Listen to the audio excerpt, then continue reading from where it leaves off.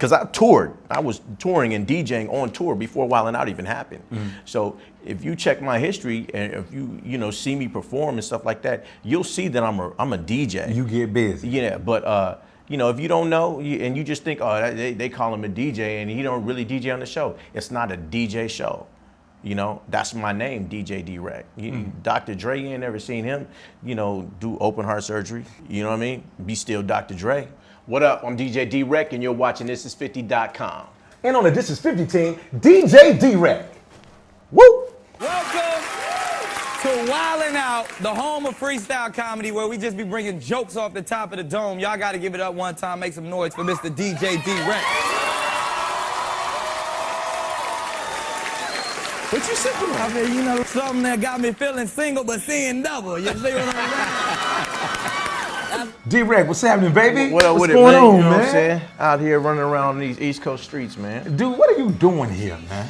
Man, I was on this tour and I hopped off early and What you do that for? You got into a fight with one of the artists? it was time for me to go. It was time for me to go.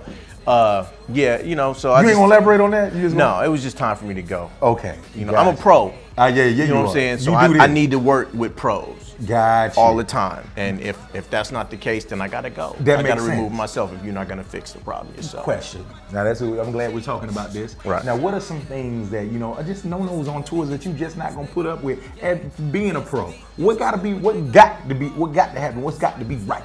Got to keep the bus clean. The bus tour clean. bus got to be clean. You know what I'm saying? That's common area. You know what I mean? In this close proximity, it's almost like jail. You know what I mean? If you in jail, you got a cellie that's messy, you gonna have problems. You won't have a problem, dog. Honey,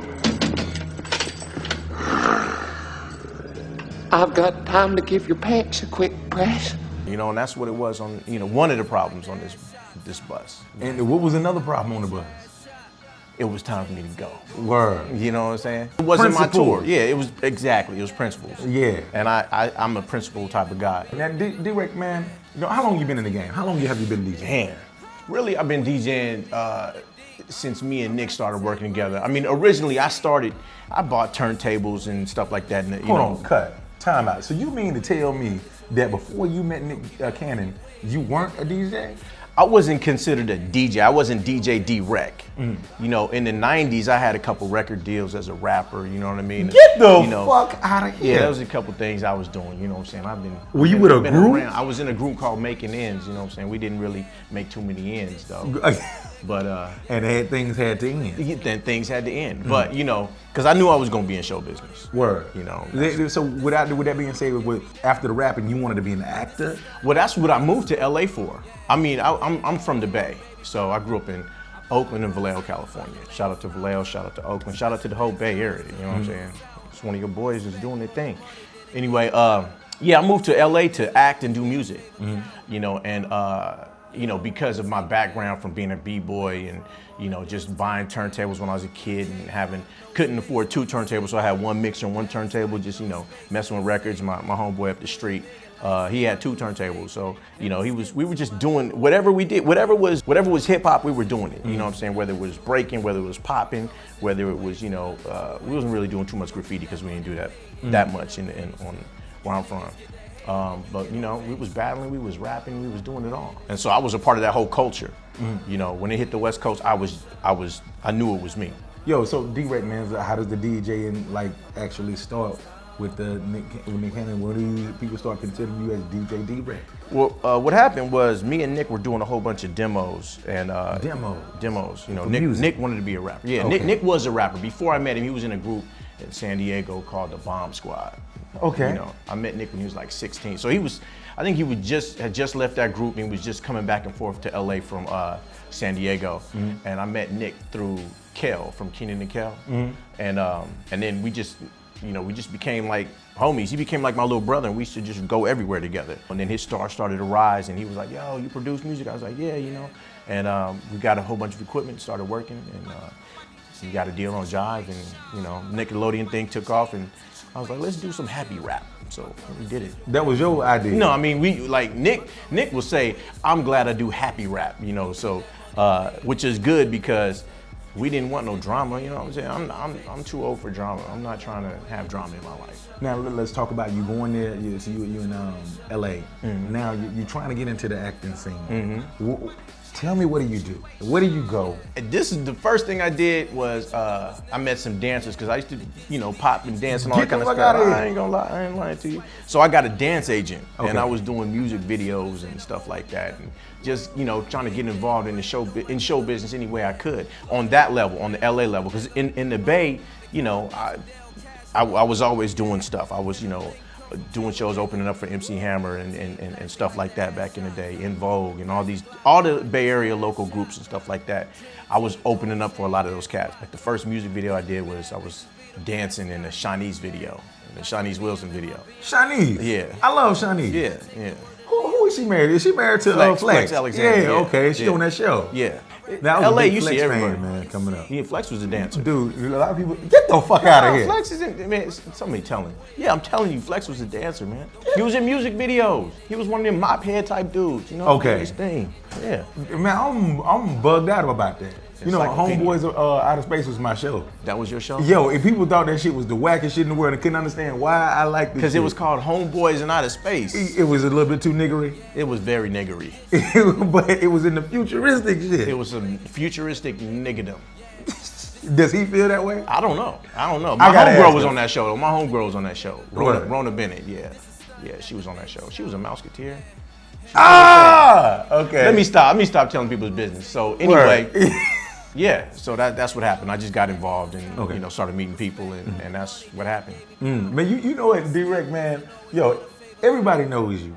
Like I'm talking about, people have a D Wrek story or really connected you some kind of way because you didn't been in passing with a lot of different people coming up to be who you are today. And what do you accredit that to? Would you just say it's straight up grinding?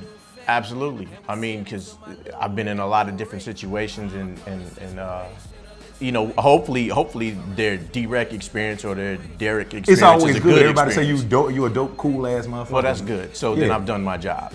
So that's all I'm happy about that. Word. So how does the Wildin' Out situation start? Wildin' Out started, it's crazy. We were, me and Nick were at my apartment, and this was probably like, was it 2004, 2005 or something like that. We were watching something and Nick was flipping through this book and we was just like kind of, like when you kicking it with your dudes, you just say something stupid about it and they say something back. So we was just kind of like charging on each other.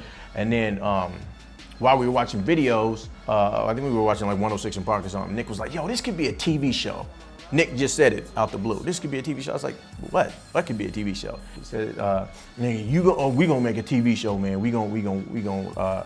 He said, I'm gonna be the host. You gonna be the DJ and the co-host. I said, what you mean? He said, we gonna have comedians and stuff. I said, well, I'm gonna be telling jokes behind the turntables. I said, that don't make no sense. He said, nah, man, we gonna do this. And he came up with the whole thing. And I just, we were just throwing ideas back and forth. And like he was serious about it, put up his own money, called Kevin Hart, called all types of cats, called in all types of favors and stuff like that.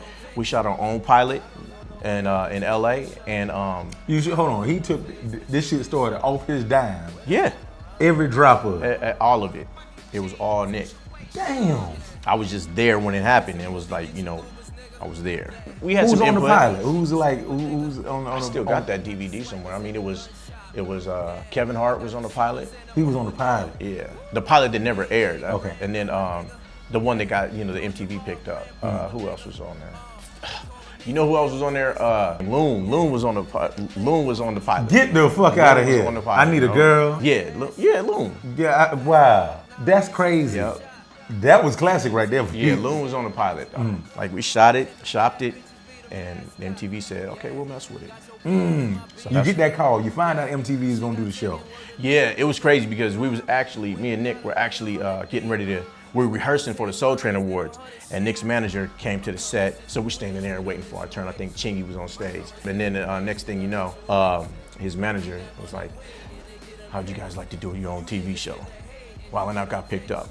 was like, what? And we were just, you know, it was just like, you know, it was like getting a new car or something like that. You know, get just something big, you know, just something that you came up with at your apartment. You know, it's crazy that a company like MTV or you know, any kind of network picked it up, and we about to go to work.